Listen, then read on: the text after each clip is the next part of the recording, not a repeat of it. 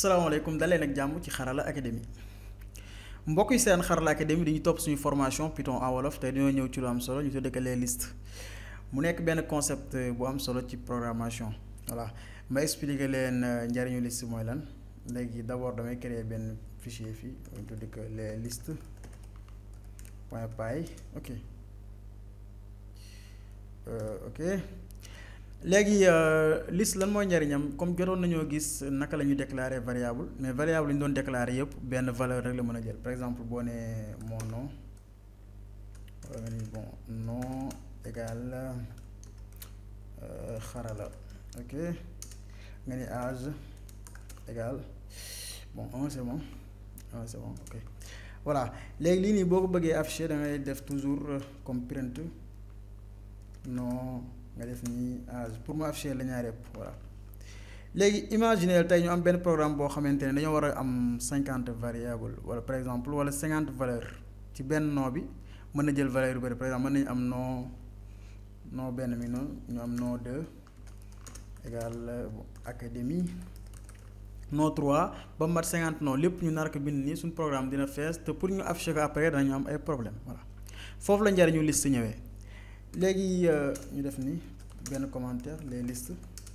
léegi liste naka lañ koy déclarer maanaam syntaxe bi lan la bon ma ñëw def ni syntaxe bi moo nekk nii ñu lañ koy bindee par exemple liste égal nga def nii voilà lii mooy liste ci Python lii mooy liste vide ok léegi nii la ñuy déclarer benn liste li mooy liste vide léegi ñu essayer ko xool mon liste égale ma liste par exemple ma liste ñu def égal ñu nii léegi pour ñu xam lii liste la wala liste am na lu ñu jàngoon lu am solo par exemple print type ma liste ñu xool ban kii la ban type la voilà ñu xool ban type la léegi ma affiché sama console xool voilà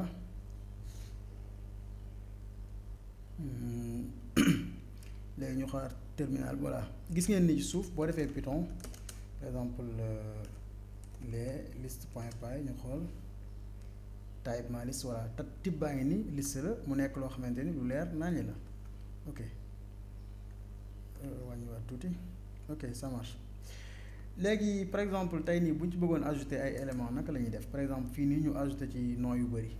voilà par exemple ñu def liste des étudiants par exemple ñu def nii bon mu xool ay nom yi ñëw sama bopp Ousseynou bon Xarala Samba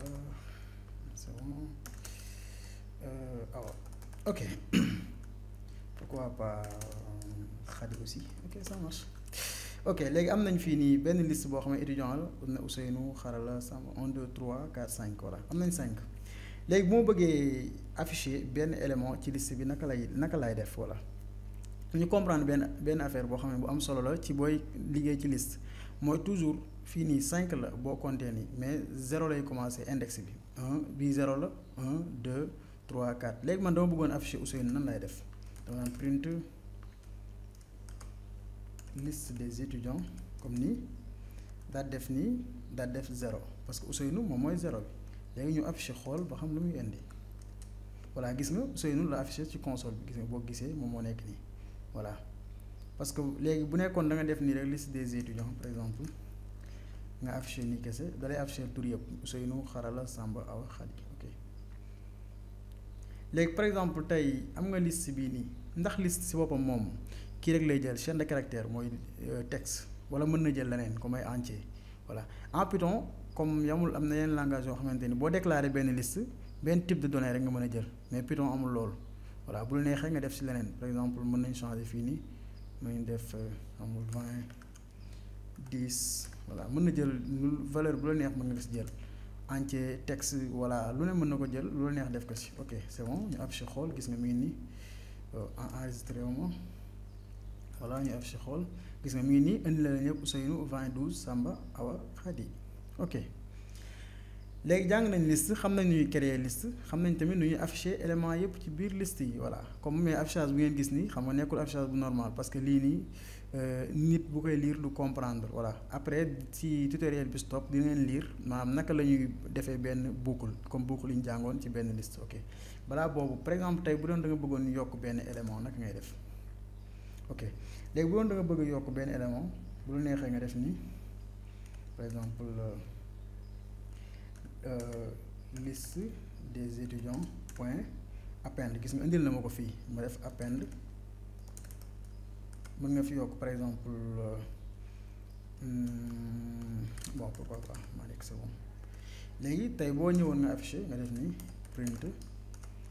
liste des étudiants xam nga dindi ñaar yi nii parce que bon